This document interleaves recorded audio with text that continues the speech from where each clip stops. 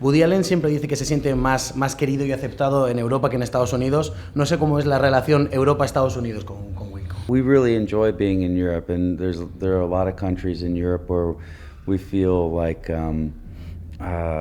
people are really catching on to Wilco and supporting us quite a bit.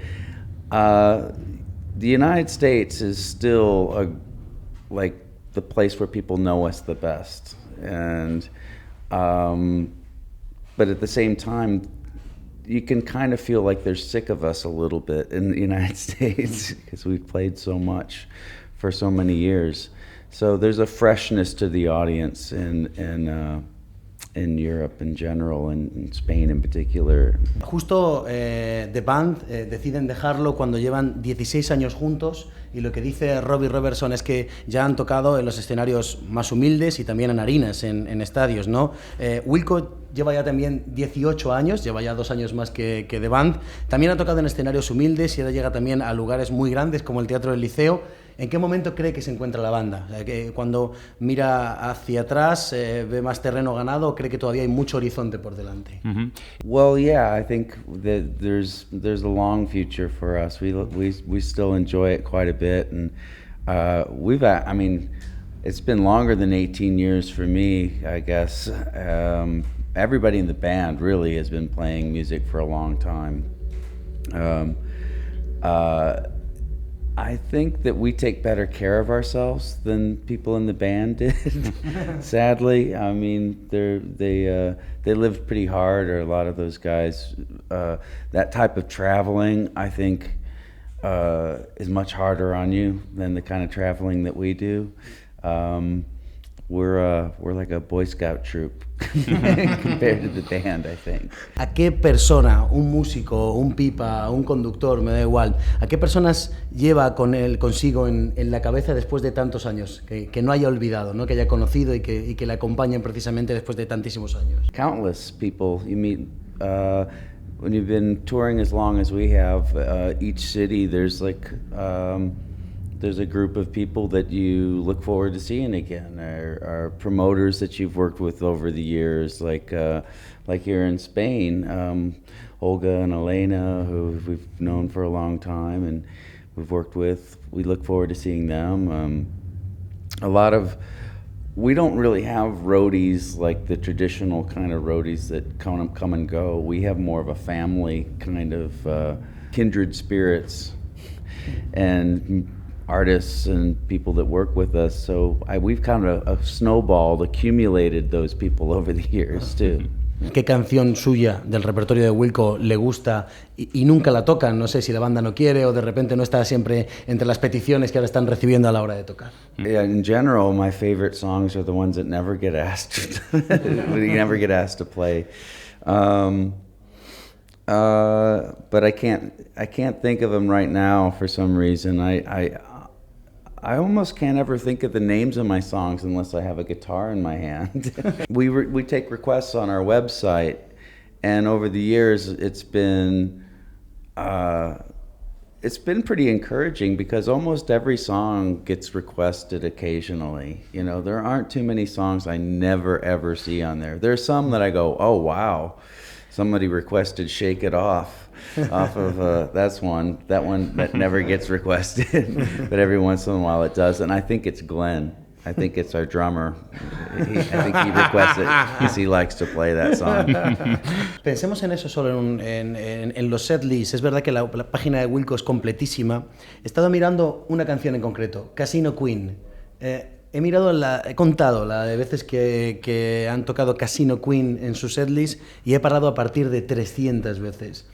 ¿Cómo se mentaliza uno para tocar esa canción la vez 400 o 450, ¿no? De repente decir, venga, Casino Queen, ok, perfecto, venga, 1, 2, 3, sí, y no ser una máquina, ¿no?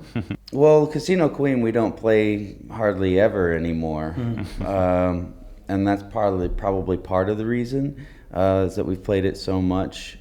It's also not as representative of where we feel like we are musically, you know, but I always think that there's an added element every night that you that keeps it from being unmusical, and that's an audience. An audience to me is a collaborator, and what they contribute to the environment and the energy of something is really what keeps it from being, I don't know, rote or boring. And honestly, you can't prevent it from being rote a little bit. I don't believe that if you play as much music as we do and play the songs as many times, that they aren't going to start to be where your mind can wander off a little bit, because you're doing it, but you're not completely there, and that's good. That's good. That keeps you from messing up a lot. But the interaction with the audience is what feels right and feels good, and we look forward. We look to that more than whether or not we're playing the song the best we've ever played. Yeah. No vamos a entrar en si va antes la letra o la música, pasamos de todo eso, pero sí que tiene que tener una idea musical para continuar con ella, para que al final acabe siendo una canción. I don't know if an idea is what comes first, really. I think it's much more instinctive than that. And I think that there's a lot less judgment than people, and the way people picture songwriting, I think, is that you have this flash of inspiration and then you write it down and it's a masterpiece, or I like having a pen in my hand, and there's write, and sometimes you go back and look at it and there's something there that seems like you could make into a lyric. Or the same with the guitar. You like all of a sudden you hear something like, oh wow, that could be a song. Why not? So you record it, and then I don't know. It's just raw material. It's more process driven than idea driven. It's more like, I feel like my ego should not be anywhere near it. I don't want to judge it. It's not going to hurt anybody to make a bad song. I take great joy in making a song, the process of making a song. And when I'm done, all I want to do is make another one. ¿Cuál era el sueño de Jeff Tweedy? ¿Ser conocido, vivir de la música, hacer la mejor canción del mundo, parecerse a algún ídolo musical? I didn't have a goal of being famous or being rich, I can guarantee you that. That was the goal. I certainly aspire to write good songs or the best album or things like that. That's fun. That's something that's impossible because it's so subjective. I've been fortunate that I think I've been able to have realistic goals in my life and achieve them and find another realistic goal. And now my goal in life is to keep doing it in ways that I feel